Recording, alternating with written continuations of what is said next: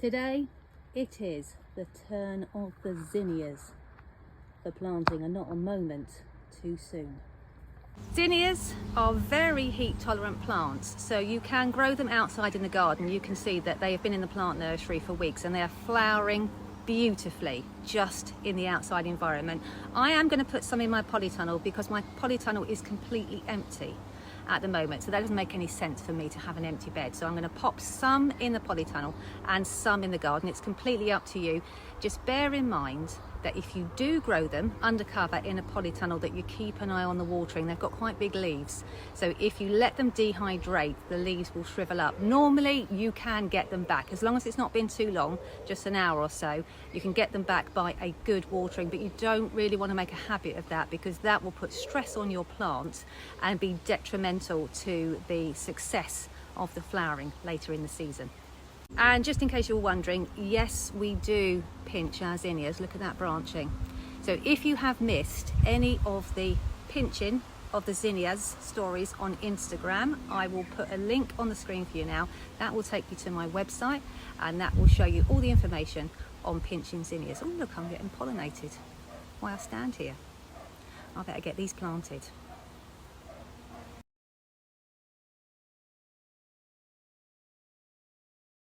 We had a nice drop of rain overnight and this morning. The plants look like they're fluffed up. Oh my goodness, the scent. The plants are fluffed up in response. Look at that. Now obviously it does not rain in the polytunnel, so Neil turned the hoses on for a few hours yesterday just to rehydrate the soil. We've not used this polytunnel since the ranunculus, so it's quite dry. So if I show you over here, so this is the edge of the bed. I will not be planting here. Just look at that soil, it's like dust. So if you planted directly into dry soil like this, what would happen is it would just suck all the moisture out of those zinnia plugs and dehydrate them almost instantly. So we make sure that we water only near the plants and make sure we plant only near the irrigation lines. I am so happy that we managed to share these corms with you. So if you're going to be planting your corms that we sowed together in February, today, this is what you've got to look forward to.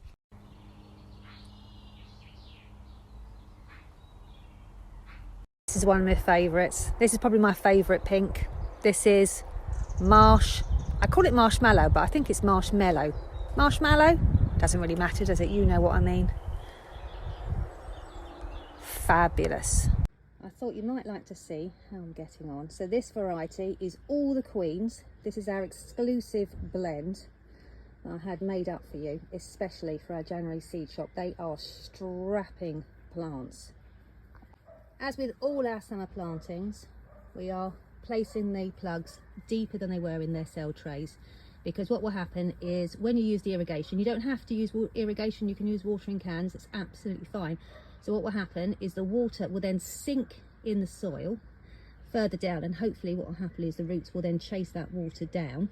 During the day, especially in a polytunnel, this surface will bake dry. So the last thing you want to do is position your plants close to the soil surface where they will be vulnerable of drying out in the baking heat.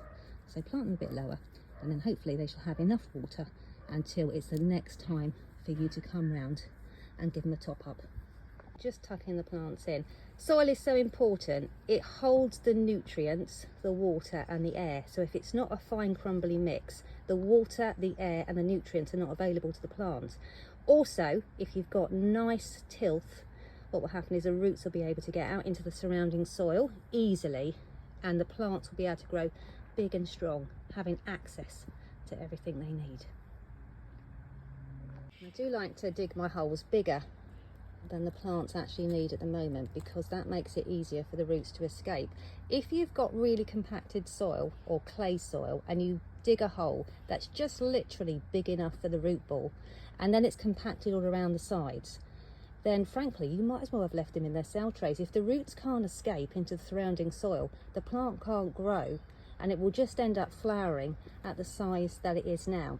So my soil is excellent because we're very passionate about our soil and we know how good it is for the plants. So it's not too much of a big deal. And I thought I will show you the best method, and then you can decide for yourself when you come to plant yours in your own garden. I've still got a few more plants to get into the ground, but I will finish that off tomorrow. In the meantime, I have planted them 20 to 25 centimetres apart, 6 across around the irrigation hoses. Of course, you don't have to use irrigation, as I said earlier. I'm going to water them in from overhead though, initially, just to settle the soil around the root balls and also to wash off any soil that I've spilt on the leaves. We don't want to interrupt with the photosynthesis. In the tunnel, they don't need as much support as outdoors because they don't have the weather. So outdoors, you do need to support them a bit better. And also in the tunnel, they will grow an awful lot taller. So you just need to bear that in mind. Perfect though for cut flowers. There we go. And somebody has moved in already. So another thing that is looking absolutely superb in September is the zinnias. Aren't they just magnificent?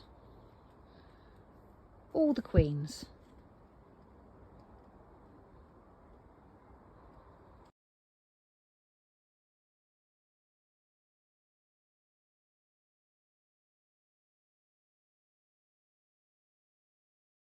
I have finally finished planting my zinnias in the polytunnel. Don't they look good? These are the plants that I put in yesterday, and they look like they've grown so much already. I haven't got any staking in the polytunnel at the moment. I will give them a little bit of light staking, but because it's a closed environment, the weather doesn't really get in here that much. But outside in the garden, you will need to guard against the wind and the rain knocking your plants over. Just like the ranunculus, if you are growing zinnias undercover, they will get an awful lot taller, especially a polytunnel with a diffused light. They'll get an awful lot taller than those grown outside, which is brilliant for cut flowers.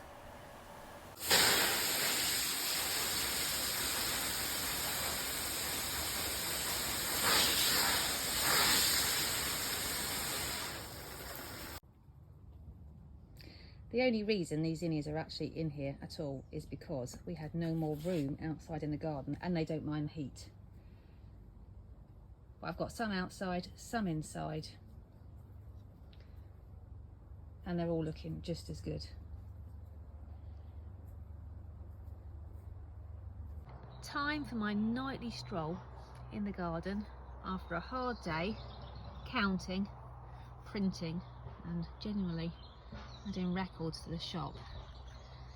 These are my zinnias. This one is lime blush, one of my top favourites. It's such an unusual colour, so useful. And then this is the red version. Incredible. It's the fact their faces are quite dusty, isn't it? That's the difference. That's what makes them just so unusual. Really pretty. I'm really very happy.